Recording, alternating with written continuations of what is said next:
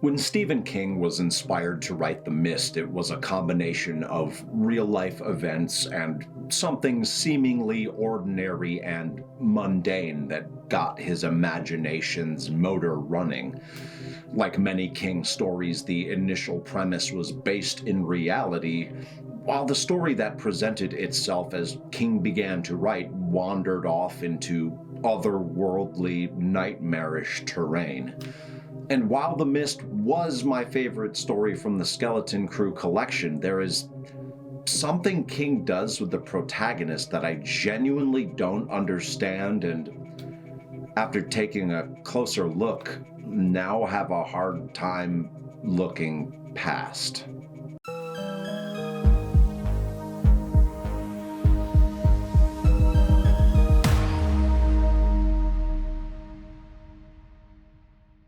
Hi there, I'm your host, Mr. Doyle, and this is a great undertaking. If you like Stephen King stuff and enjoy hearing a person who purports to love Stephen King stuff endlessly complain about Stephen King stuff, please consider liking this video and subscribing to the channel. Oh my freaking lord, you guys. So, as some of you know, I had COVID 3 weeks ago. Well, I got through that just in time for my wife to have a major, potentially life-saving surgery. We spent all of Memorial Day weekend in the hospital, and the day after my wife was allowed to go home, my daughter tested positive for COVID. So now my family is split up into different sections of the house, with my wife and son isolating upstairs while I take care of my daughter downstairs. And frankly, it's been a rough month. So if I'm extra animated and seemingly on the brink of losing my at any moment during this video, it's because I absolutely am. Moving on. So in my last video, I ranked all the stories from Skeleton Crew except the story Grandma, because I somehow forgot to include it in my ranking. Fucking whoops. Thanks to Grim Reader for bringing this omission to my attention. I genuinely don't know what happened there. I'm gonna chalk it up to just having a lot going on. Anyway, I ranked The Mist as my #1 most favorite story from Skeleton Crew, a decision I'm not so sure about now, but I wanted to dive a little deeper into the story than the Skeleton Crew video allowed. So, before we get into the weird, painfully unnecessary, horny sex stuff that somehow became the focus of the majority of this video, let's briefly discuss the story itself and how it came to be. The Mist, a brief summary. Following a powerful, destructive storm, an eerie mist rolls in off the lake and gradually envelops the town of Bridgeton, Maine. The mist is so thick and dense that it blots out Bridgeton entirely, but its coverage seemingly goes well beyond the borders of the small Maine town. The mist hides within it otherworldly, Lovecraftian creatures who the townspeople suspect may have escaped from a nearby top-secret government facility. The monstrosities come in a variety of horrid shapes and sizes. However, nearly all of them seem to share a common goal. That goal being indiscriminate destruction and bloodshed. History and background. The Mist was originally published in an anthology entitled Dark Forces in 1980, then was later published in the collection of short stories Skeleton Crew in 1985, and was again republished as a standalone paperback novella in 2007 to coincide with the feature-length film adaptation, which was released in November of 2007. So, in the notes section of Skeleton Crew, King mentions that The Mist was indeed inspired by real-life events, at least initially. King did in fact make a trip to the grocery store following a thunderstorm, and apparently the whole wall of impenetrable mist filled with mutant monster creatures thing just came to him while he and one of his kids were looking for hot dog buns. I'm not sure what was going on in King's head where such an unremarkable task as buying hot dog buns at the grocery store led him from point A to point Z, but King was notoriously doing a lot of drugs in the 80s and drinking a lot, so whether he was tore up from the floor up or sober when the story developed in his overactive brain is debatable, but I admire his wildly sporadic imagination either way. Alright, so I had originally planned to talk about the not-so-top-secret government facility from the story, which is known as Project Arrowhead, and how Project Arrowhead reminds me of Area 51 and other government conspiracy theories of the sort. But I got stuck on something else in the story that really bugged me, and I ended up writing way more for this next section than I had intended. So in the interest of keeping this video under 20 minutes long, I'm going to come back to Project Arrowhead in the next video for the screen adaptation, and instead focus on the one major beef I have with The Mist. Weird, painfully unnecessary, horny sex stuff. So this is not the only story in which King does something like this, and I'll definitely get more in depth about King's inappropriate use of sex stuff when I get to covering the novel It in a few weeks. If you know, you know. And I don't mean inappropriate like, I don't approve of this inappropriate behavior.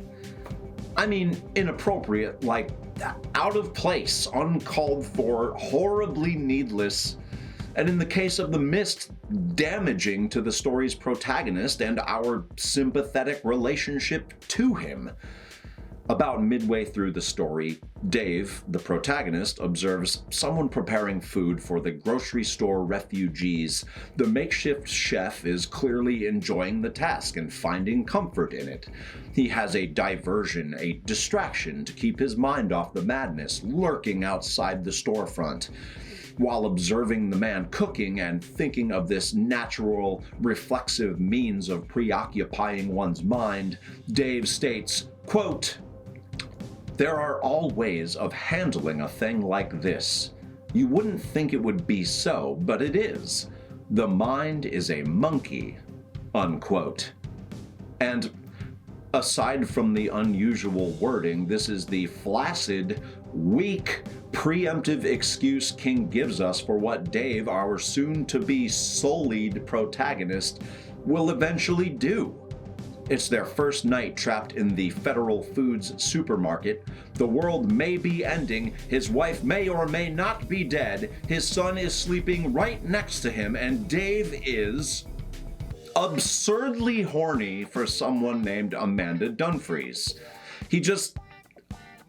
Well, here's the quote from Dave himself. Quote, "My wife was alone, maybe alive, more probably dead. Alone either way, and I loved her. I wanted to get Billy and me back to her more than anything. But I also wanted to screw this woman named Amanda Dumfries. I tried to tell myself it was just the situation we were in, and maybe it is, but that doesn't change the wanting, unfucking quote." He's watching her sleep at this point, and he can see some of her midriff, which gives him a boner? What kind of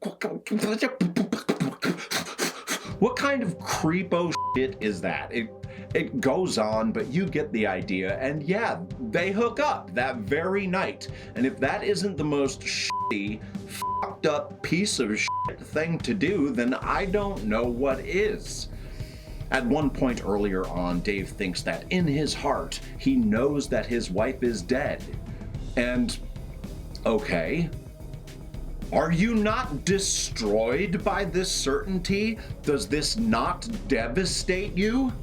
Nope, not really even for a second. And we don't question their love during the story. They clearly have a good relationship, and there is never a moment where Dave seems to dislike or resent his wife at all. So why is he okay? Why is he more than okay Why is he straight up popping wood while watching someone sleep and trying to get laid?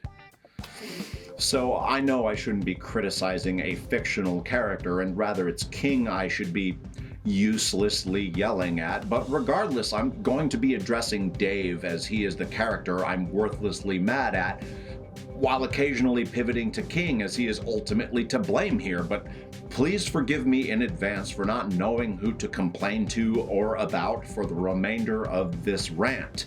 Anyway, David, Steve Dave, let me get this straight. You presume your wife to be dead, and you're gonna batter dip the old corn dog with a woman you just met the very same night? But hell, let's say your wife isn't dead. You have no way of really knowing, not for sure. If she isn't dead, then she is, as you yourself have realized, alone in the apocalypse, left to fend for herself in a world overrun with murderous, bloodthirsty octopi and heinous mutant houseflies. King even has his protagonist thinking about his wife and milestones and memories of their marriage as he is about to sauce the enchilada. He's reflecting on moments from their wedding night, for Christ's sake, and yet he's just ready to give Amanda the old "how's your father?" How do you even achieve an erection while thinking these things, let alone manage to follow through with giving Miss Dumfries a ride on the Boney Express? It's baffling to me that King would even have considered this for his otherwise excellent story. Equally ridiculous and absurd is that in the scene immediately before Dave and Amanda take the skin boat to Tuna Town, Dave discovers that two young men have hung themselves in the storage room. Not only is he aghast and horrified by this discovery, he has to help cut them down and hide the bodies before anyone else finds out what has happened. Mr. King, Stephen, do you mean to tell me homeboy goes through all of that, and the moment he is done hiding the bodies of two suicide victims, that he has the ability to just shift into whitewashing the old picket fence? Dave thinks to himself that this is maybe not the best way, but the only way to take the curse off what he had just done. The hiding of the bodies and such, but I'd argue that's the opposite of taking the curse off. He's just raring to put the banana in the fruit salad after covering up a couple of dead bodies and being saddled with the certainty that his wife is dead. Stephen, this is by far the most unbelievable part of this story.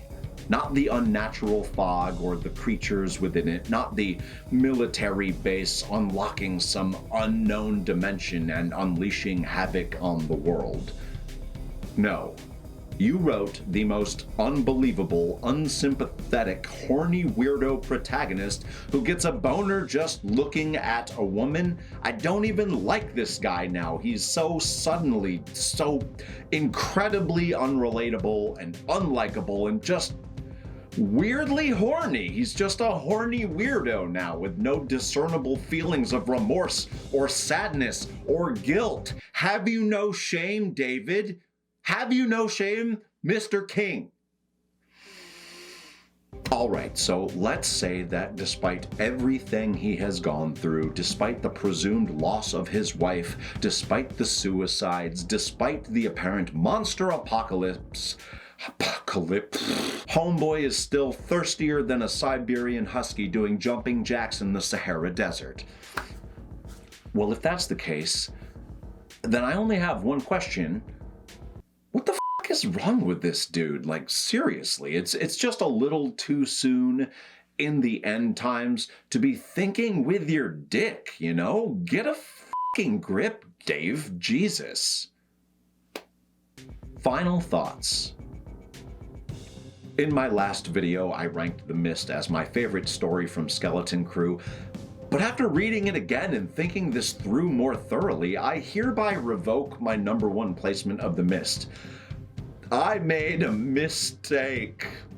Get it? Sorry. So instead, I'm giving the #1 spot to Grandma, the story I somehow completely left out of my ranking. Turns out I subconsciously meant to leave the story out the whole time so that I could crown Grandma as my favorite and rebuke The Mist for its frivolous focus on the protagonist's obnoxiously out-of-place obsession with stuffing the old muffin against all reason and good sense.